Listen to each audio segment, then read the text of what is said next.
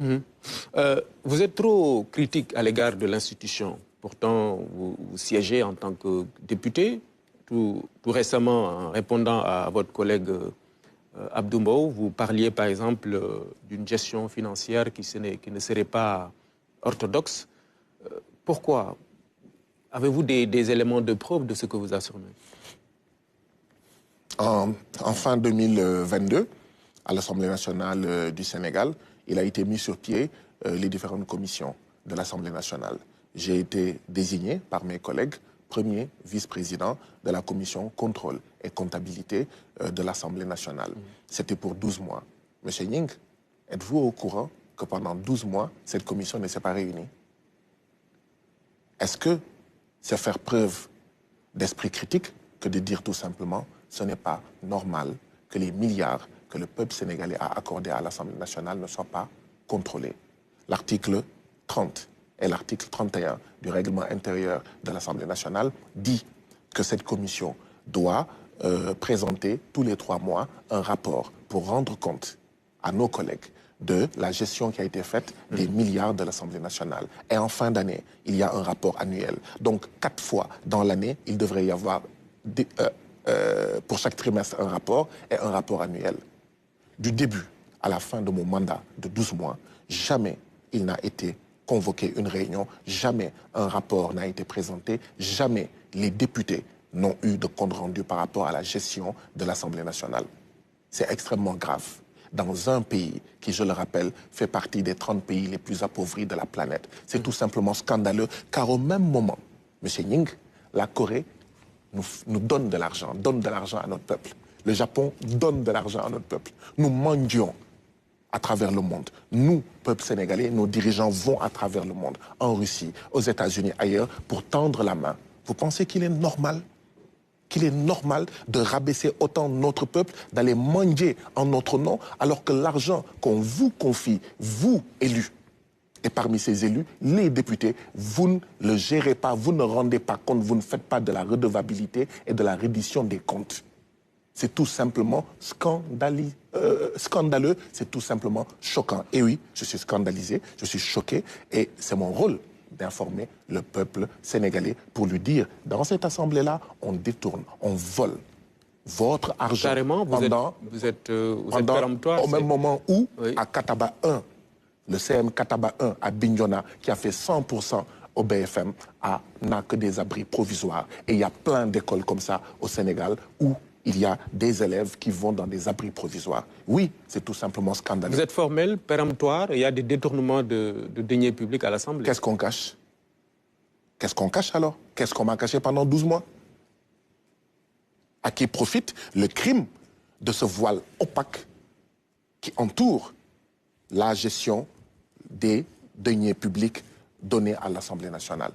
Il y a bien quelque chose qu'on cache.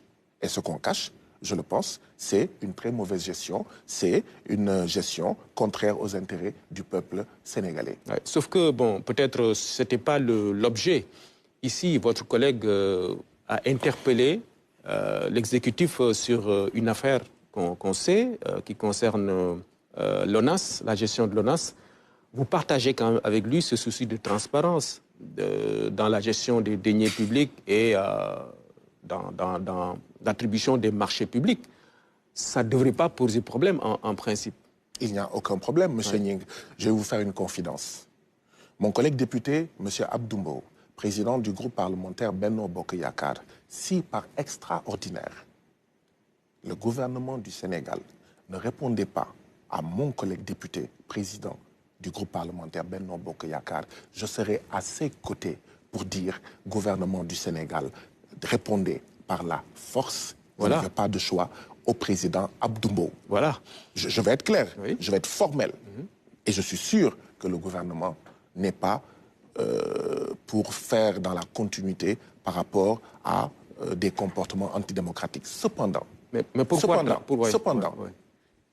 j'ai le droit, je voulais profiter de l'occasion pour dire au peuple sénégalais, voilà un député qui sort de son long sommeil antidémocratique à l'Assemblée nationale du Sénégal, qui demande des comptes au gouvernement et il en a le droit et je le soutiens. Et si on ne lui répond pas, je serai à ses côtés. Mais ce même député, il dirige la majorité qui refuse la reddition des comptes à l'Assemblée nationale. En réalité, les femmes et les hommes doués de raison ont bien compris mon propos. C'est pour dire, oui, il a le droit, oui, je le soutiens. Et si on ne lui répond pas, s'il décidait de marcher, je marcherai avec lui. Cependant, quand on balaye d'abord devant sa porte. C'est la sagesse populaire sénégalaise qui dit « Béy ci sa weewu tànk ». Quand on cultive à partir de ses orteils. Et nous, députés, nos orteils, c'est l'Assemblée nationale.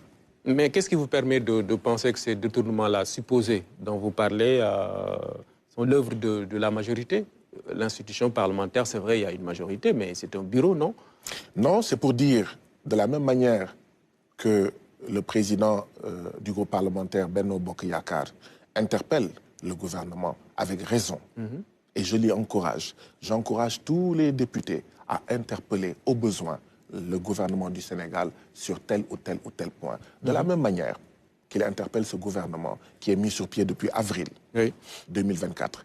Pourquoi, depuis 2 ans, ce même président ainsi que ses collègues n'ont pas interpellé le membre de leur parti qui est président de l'Assemblée nationale par rapport à la gestion du budget de l'Assemblée nationale? C'est cela le propos. Et je crois que les Sénégalais ont bien compris ce sens, ont bien compris ce que je veux mettre sur la table et que je vais continuer à mettre sur la table. On ne peut pas être dans un pays où il y a des villages qui n'ont pas d'électricité, qui n'ont pas d'eau, qui n'ont pas de route. Médina Yoro Foulah, tout un département, 0 mm de goudron. Et pendant ce temps, on vous donne des milliards, on nous donne des milliards, nous députés du peuple, et on ne rend pas compte, on refuse systématiquement de rendre compte. C'est tout simplement scandaleux. S'il y a un pays sur la planète Terre où le budget de l'Assemblée nationale doit être géré de manière opaque, ce n'est pas au Sénégal, qui fait partie, encore une fois, des 30 pays les plus appauvris de la planète. Et ce sont des pratiques comme celles en cours à l'Assemblée nationale,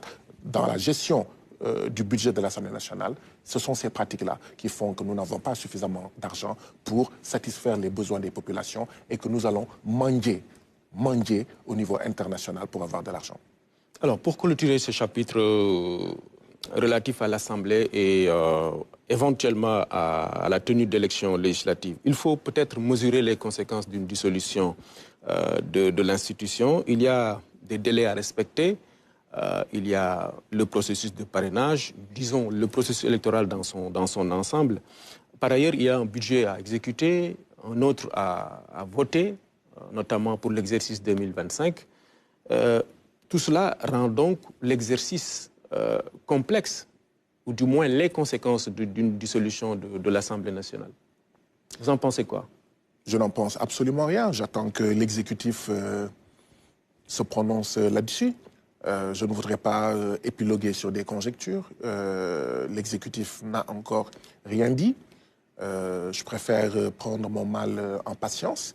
Et quand l'exécutif dira que voilà ce qu'il veut faire, eh bien, je contribuerai à donner mon point de vue comme tout le monde. Mais pour l'instant, j'évite de parler sur des si. D'accord.